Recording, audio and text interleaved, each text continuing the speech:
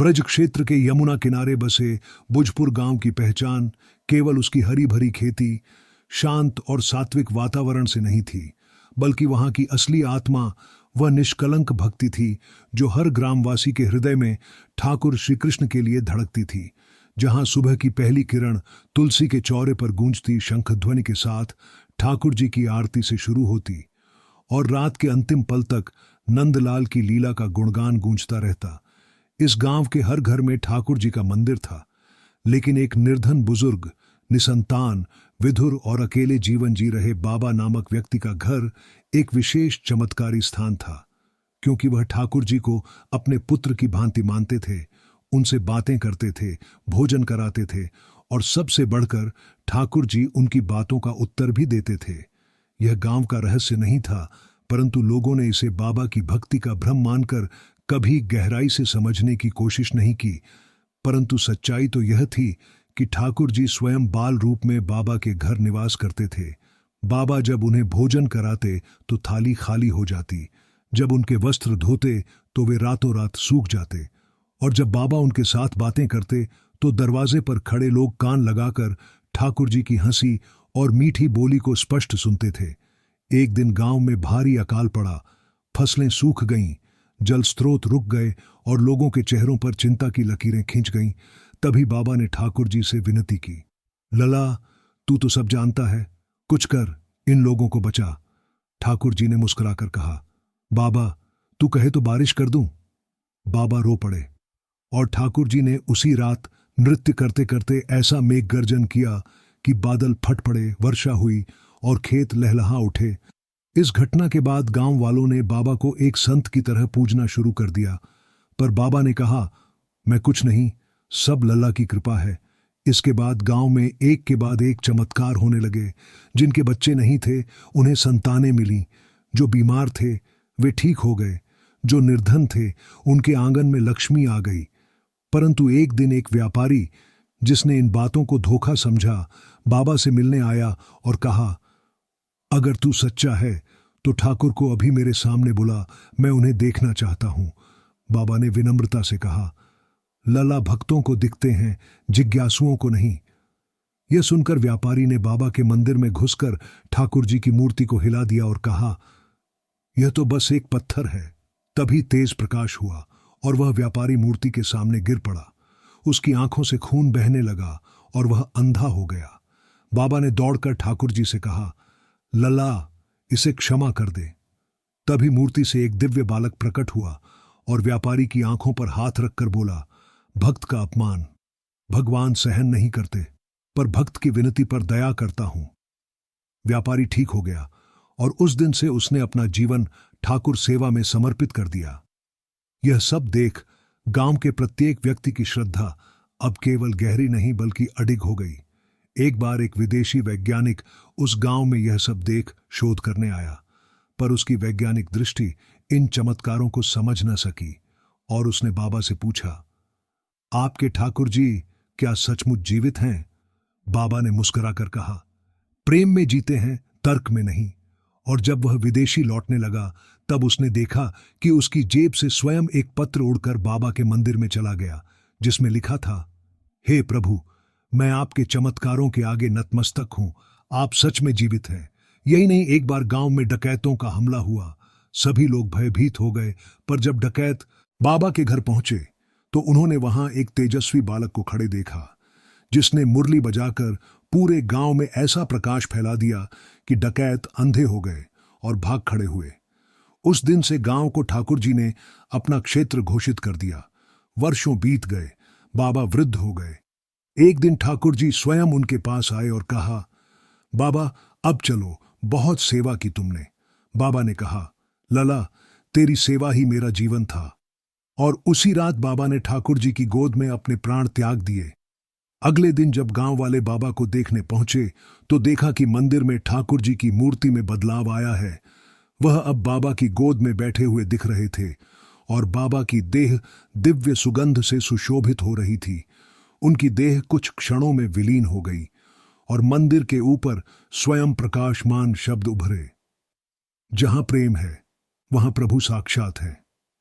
उस दिन से बुजपुर गांव का नाम बदलकर ठाकुरपुर रख दिया गया, जहां आज भी हर रात्रि 12 बजे ठाकुर जी की बांसुरी की धुन गूंजती है, और जो भी सच्चे मन से उस गांव की सीमा में प्रवेश करता है उसकी आंखें अपने आप भर आती हैं, क्योंकि वहां का वातावरण प्रेम, भक्ति और चमत्कारों से इतना सराबोर है कि कोई भी श्रद्धावान वहां आंसू रोके बिना रह ही नहीं सकता। बाबा के दिव्य प्रयाण के वर्षों बाद भी बुजपुर, जिसे अब ठाकुरपुर कहा जाने लगा था, भक्ति और चमत्कारों की धरती बना रहा। हर कोने में ठाकुर जी की लीला की गंध समाई हुई थी, और उस मंदिर में जहां ठाकुर जी की बाल मूर्ति अब बाबा की गोद में विराजमान थी, वहां हर रात ठीक 12 बजे घंटे, शंख और मुरली की ध्वनि सुनाई देती थी। परंतु इस चमत्कारों से भरे स्थान पर अब एक नई कथा प्रारंभ होने वाली थी, जो ठाकुर जी की कृपा, लीला और मनुष्य के कर्म भक्ति के अद्वितीय समन्वय को दर्शाती थी। उस गांव में एक निर्धन ब्राह्मण आया जिसका नाम था गोविंद दास। वह अपने पुत्र शिवदत्त और पत्नी सुशीला के साथ किसी अज्ञात पीड़ा से भागता हुआ ठाकुरपुर पहुंचा था। उनके गांव में महामारी फैली थी। वह अपने घर परिवार, खेत खलिहान सब पीछे छोड़कर बस ठाकुर जी के चरणों में शरण लेने आए थे। ठाकुरपुर के लोगों ने उन्हें सहर्ष स्थान दिया और वह मंदिर के समीप एक टूटी झोपड़ी में रहने लगे। गोविंद दास दिन भर मंदिर में सेवा करता और रात को ठाकुर जी से फूट फूट कर कहता, हे नंदलाल, अब तो तुझसे कुछ नहीं मांगूंगा, बस तेरा बन जाऊं। उसकी भक्ति इतनी गहन थी कि मंदिर की दीवारों से भी राधे श्याम की प्रतिध्वनि आने लगी। उसका पुत्र शिवदत्त भी पिता के साथ ठाकुर जी की सेवा करता, परंतु उसके मन में अभी भी संसार के मोह और दुखों के प्रश्न थे। एक दिन उसने अपने पिता से पूछ ही लिया, पिताजी, यदि ठाकुर जी सब कुछ कर सकते हैं तो उन्होंने हमारा सब कुछ छीन क्यों लिया? गोविंद दास ने उत्तर दिया, बेटा, जब ठाकुर अपना सब कुछ ले लेते हैं तभी तो हमें वह खुद मिलते हैं। और उस रात शिवदत्त को स्वप्न में ठाकुर जी ने दर्शन दिए। वह बाल रूप में उसके झोंपड़े में आए और बोले, तुम मेरे हो, इसलिए मैंने तुम्हें संसार से अलग किया। अब मैं तुम्हारा संसार बनूंगा। इस घटना के बाद शिवदत्त का जीवन ही बदल गया। वह केवल ठाकुर सेवा में लग गया। उसका मन संसार के विकारों से हटकर पूर्णतः श्री कृष्ण में लीन हो गया। और यही वह क्षण था जब ठाकुर जी ने अपने अगले चमत्कार की भूमिका रची। गांव में एक बार फिर संकट आया। पास के जंगलों में रहस्यमयी तांत्रिकों ने गांव को शापित करने की ठान ली, क्योंकि वे ठाकुरपुर की तेजोमयी भूमि को अपने काले कर्मों में प्रयोग करना चाहते थे। उन्होंने रात के समय झप तप और यज्ञों से गांव की सीमाओं पर काले धुएं और प्रेतों का संचार शुरू कर दिया। बच्चों को बुरे स्वप्न आने लगे, पशु दूध देना बंद कर चुके थे और मंदिर में दिया अपने आप बुझने लगा। गांव की धर्मशाला में बैठे सभी बुजुर्गों ने कहा, यह कोई अदृश्य शक्ति का प्रकोप है। तब गोविंद दास और शिवदत्त ने मंदिर में अखंड कीर्तन आरंभ किया। 24 घंटे ठाकुर जी का नाम गूंजने लगा, और जब पूर्णिमा की रात आई तब ठाकुर जी ने स्वयं मंदिर की मूर्ति से बाहर आकर बाल रूप में गांव के चारों कोनों में अपने चरण रख दिए, और वह भूमि इस प्रकार तेजस्वी हो गई कि तांत्रिकों की साधना भस्म हो गई। सुबह जब लोग उठे तो देखा कि चारों दिशाओं में शंख के निशान स्वयं अंकित हो चुके थे। गांव के चारों छोर अब ठाकुर जी की रक्षा में आ गए थे। उस दिन के बाद गांव की सीमा के बाहर ही बुरी शक्तियां रुक जातीं, और गांव का आकाश रात को भी दिव्य प्रकाश से जगमगाता रहता। इस घटना ने पूरे ब्रज क्षेत्र में हलचल मचा दी, और देश के कोने कोने से लोग ठाकुरपुर आने लगे। इस सब के बीच शिवदत्त अब युवावस्था में पहुंच चुका था। उसकी भक्ति इतनी गहरी थी कि जब वह मुरली बजाता तो वृक्ष झुक जाते, पशु आकर बैठ जाते और पक्षी अपने स्वर धीमे कर देते। उसका नाम अब बाल संत शिवदत्त के रूप में प्रसिद्ध हो चुका था। पर ठाकुर जी की लीला यही नहीं रुकी। एक बार एक विशाल तूफान आया। यमुना नदी उफान पर थी। पूरा गांव जल प्रलय की कगार पर था। लोग भयभीत होकर मंदिर की शरण में आए, और तभी शिवदत्त ठाकुर जी की मूर्ति के आगे बैठ गया और बोला, हे गोपाल, तू ही खेवनहार है। और तभी मंदिर के ऊपर स्वयं ठाकुर जी प्रकट हुए और बोले, मेरे भक्तों का कोई बाल भी बांका नहीं कर सकता। उन्होंने अपनी मुरली फूंकी और यमुना की लहरें शांत हो गईं। इस दृश्य को देखकर सब स्तब्ध रह गए। और लोग रोने लगे। हमने ठाकुर जी को साक्षात देखा। और फिर धीरे धीरे ठाकुरपुर वह तीर्थ बन गया जहां साक्षात लीला होती थी, और लोग सिर्फ दर्शन के लिए नहीं, ठाकुर जी से मिलने के लिए आते थे। वहीं बाल संत शिवदत्त के जीवन में एक मोड़ तब आया जब एक दिन एक बालिका, जिसका नाम ललिता था, ठाकुरपुर आई। वह एक नेत्रहीन कन्या थी, लेकिन उसकी भक्ति ऐसी थी कि मंदिर के द्वार पर बैठकर केवल नाम जपती रहती। शिवदत्त जब भी वहां से गुजरता, उसके नेत्रहीन मुख से निकली श्री कृष्ण वंदना उसे रोक लेती। एक दिन उसने शिवदत्त से कहा, क्या ठाकुर जी मुझे भी कभी देखेंगे? और उस रात ठाकुर जी ने शिवदत्त से कहा, उसे मेरा दर्शन दो। शिवदत्त ने प्रार्थना की, हे प्रभु, यह सामर्थ्य कैसे? ठाकुर जी बोले, जब प्रेम अंधेरे में भी देख ले, तब मैं स्वयं दृष्टि बन जाता हूं। अगले दिन जब शिवदत्त ने मुरली बजाई और ललिता ने श्याम पुकारा, तभी उसकी आंखों में रोशनी आ गई और सबसे पहले उसने ठाकुर जी की मूर्ति देखी, फिर शिवदत्त की आंखों से छलकते आंसू। यह दृश्य इतना अद्भुत था कि सभी की आंखों से अश्रुधारा बह चली। उसी दिन से ललिता भी ठाकुर सेवा में लग गई और दोनों ने आजीवन विवाह न कर केवल ठाकुर जी के चरणों में जीवन समर्पित कर दिया। वर्षों बाद जब शिवदत्त वृद्ध हुआ तो ठाकुर जी ने कहा, अब तू भी बाबा की तरह मेरा सखा बन चुका है, चल अब मेरे धाम। और जिस दिन वह मंदिर में बैठकर कीर्तन कर रहा था, उसी समय मूर्ति से दिव्य प्रकाश निकला और वह श्री कृष्ण के साथ विलीन हो गया, और उस स्थान पर स्वयं शंख चक्र गदा पद्म की आकृति उभर आई। अब ठाकुरपुर केवल एक गांव नहीं, एक जीवंत धाम था, जहां आज भी रात के समय मुरली बजती है, कीर्तन होता है और भक्तों को स्वप्न में ठाकुर जी मिलते हैं। जहां ललिता आज भी जीवित है और वृद्ध अवस्था में भी ठाकुर जी के मंदिर में फर्श पोंछती है और हर आने वाले को यही कहती है, अगर सच्चे हो तो ठाकुर मिल ही जाएंगे। और गांव के बाहर एक पत्थर पर खुदा है, जहां प्रेम है वहां आंसू खुद ठाकुर जी पोंछते हैं। समय के साथ बहुत कुछ बदल गया, पीढ़ियां बीत गईं, पर ठाकुरपुर की वह पवित्रता, वह दिव्यता और वह अलौकिक गंध जो ठाकुर जी की मुरली से फूटती थी, कभी कम न हुई। जहां कभी बाल संत शिवदत्त ने लीला की, वहीं अब उनकी प्रिय सेविका ललिता, जो वृद्धावस्था की अंतिम सीढ़ियां चढ़ चुकी थी, ठाकुर जी के मंदिर में तुलसी सेवा, दीपक की बत्ती बनाना और दीवारों पर चंदन लगाना करती थी। उसके कदम अब कांपते थे, आंखों में दृष्टि क्षीण थी, पर हृदय में ठाकुर जी का साक्षात रूप हर क्षण जागृत था। ठाकुर जी के लिए उसका प्रेम अब उस सीमा तक पहुंच चुका था जहां न शरीर रह जाता है, न अहम, बस शुद्ध समर्पण ही रहता है। ललिता अब केवल मंदिर की नहीं, पूरे ठाकुरपुर की आत्मा बन चुकी थी। हर आगंतुक उससे आशीर्वाद लेता और वह केवल एक ही वाक्य कहती, श्याम जी से सच्चा प्रेम करना, वो खुद दर्शन देंगे। एक दिन एक विदेशी पत्रकार जो आध्यात्म पर लेख लिखता था, ठाकुरपुर पहुंचा। उसका नाम था जॉन माइकल।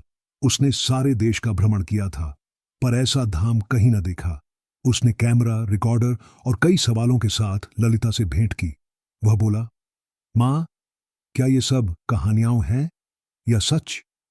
ललिता मुस्कुराई और बोली, बेटा, यहां कहानियां नहीं, लीला चलती है। जॉन ने जब पूछा, क्या आप श्री कृष्ण से आज भी बात करती हैं? ललिता ने आंखें बंद की और कहा, अभी भी कर रही हूं। और तभी मंदिर में घंटियों की अनसुनी ध्वनि गूंज उठी। जॉन हक्का बक्का रह गया, क्योंकि मंदिर में कोई नहीं था, लेकिन घंटियां स्वयं बज उठीं। उसने कहा, क्या मैं श्री कृष्ण को देख सकता हूं? ललिता बोली, तू सच्चा हो तो वह तुझे देखेगा। उस रात जॉन मंदिर में ठहरा और मध्य रात्रि के समय जब सारे दीपक बुझ चुके थे, उसने देखा मंदिर में एक बालक पीतांबर धारण किए, मुरली लिए, चंद्रमा के समान मंद मुस्कान के साथ दीपक जलाकर ललिता के चरण दबा रहा है। जॉन ने यह दृश्य कैमरे में कैद करना चाहा, पर कैमरा बंद हो गया और बालक ने उसकी ओर देखकर कहा, मैं फोटो में नहीं आता, प्रेम में समाता हूं। अगले दिन जॉन ने पूरी दुनिया के अखबारों में ठाकुरपुर पर एक लेख छापा, India's village where God still walks at night, और हजारों विदेशी लोग उस गांव की ओर आकर्षित हुए। लेकिन जैसे जैसे भीड़ बढ़ी, ललिता की चिंता भी बढ़ी, क्योंकि वह जानती थी कि जहां भीड़ होती है, वहां भक्ति की नजाकत खोने लगती है। तभी एक रात उसने ठाकुर जी से कहा, लल्ला, ये भीड़ तुझे देखने नहीं, तुझे पकड़ने आ रही है। ठाकुर जी ने मुस्कुराकर कहा, तो अब चलो, कहीं और लीला करें। और कुछ ही दिनों बाद गांव में एक अद्भुत घटना हुई। एक दिन सभी लोग मंदिर में एक दिव्य प्रकाश के आकर्षण में दौड़ते हुए पहुंचे।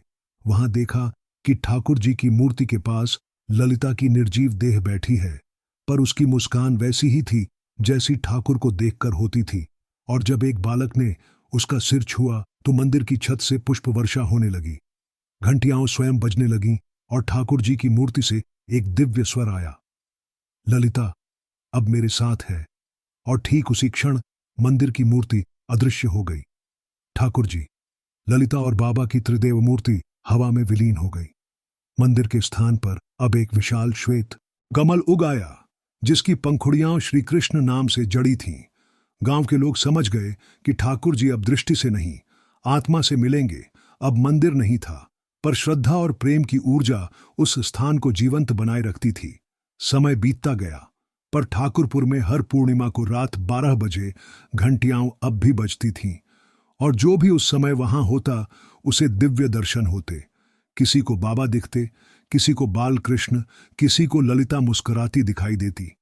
यह सब इतना रहस्यमयी था कि भारत सरकार ने उस गांव को अलौकिक विरासत धरोहर क्षेत्र घोषित कर दिया, परंतु गांव वालों के लिए वह केवल ठाकुर जी का घर था। एक दिन एक अनाथ बालक जो ट्रेन से गिरकर इस गांव में पहुंच गया था, उसी मंदिर के पास रो रहा था। तभी उसी कमल पुष्प के पास से एक मुरली की धुन आई और बालक ने देखा, एक बालक उसे उठा रहा है। वह बालक गायब हो गया, पर अनाथ बालक बोल उठा, मां, मुझे भगवान मिल गए। और वही बालक भविष्य में बाल संत सुदर्शन कहलाया, जिसने पूरे संसार में ठाकुर जी की लीला का प्रचार किया। अमेरिका, लंदन, अफ्रीका, जापान से लोग ठाकुरपुर आए, परंतु केवल वही दर्शन पा सका जिसने प्रेम किया। जिस दिन बाल संत सुदर्शन का अंतिम प्रवचन हुआ, उस दिन उसने मंच पर कहा, ठाकुर जी कहीं बाहर नहीं है, वो उस पहले आंसू में है जो तुम्हारे प्रेम में बहता है। और उसी क्षण वह वहीं ध्यानावस्था में ठाकुर जी में विलीन हो गया। लोग रोने लगे और आसमान से केसर, गुलाब, चमेली और तुलसी की पत्तियां बरसने लगीं। एक चमत्कार और हुआ। उसी क्षण सभी भक्तों की आंखों में जो आंसू थे वे मोती बन गए, और ठाकुरपुर के तालाब में गिरते ही वह जल अमृत बन गया। अब ठाकुरपुर वह स्थान बन गया जहां मृत्यु नहीं होती, केवल श्री कृष्ण में विलीन होना होता है, जहां हर साल एक रात्रि होती है, आश्रु मिलन उत्सव, जब सारे भक्त एक साथ बैठकर ठाकुर जी को पुकारते हैं और कहते हैं, प्रभु तू ही जीवन, तू ही अंत। और वहीं अंतिम दीप जलाया जाता है ललिता की झोंपड़ी में, जहां आज भी हर रात दीपक जलता है, जबकि कोई भी उसे जलाता नहीं। और उस पर लिखा है, यह दीपक ठाकुर जी स्वयं जलाते हैं उस प्रेम के लिए जो मनुष्य ने कभी निष्कलंक किया था। यह कथा कभी समाप्त नहीं होती, क्योंकि ठाकुर जी की लीला अंत नहीं जानती। वह जहां प्रेम देखते हैं वहीं आ जाते हैं, और जो मन उन्हें सच्चा पुकारता है उसके जीवन में आकर ऐसा चमत्कार करते हैं कि कोई भी कह उठता है, अब आंसू रोक पाना असंभव है, ठाकुर जी फिर आ गए हैं।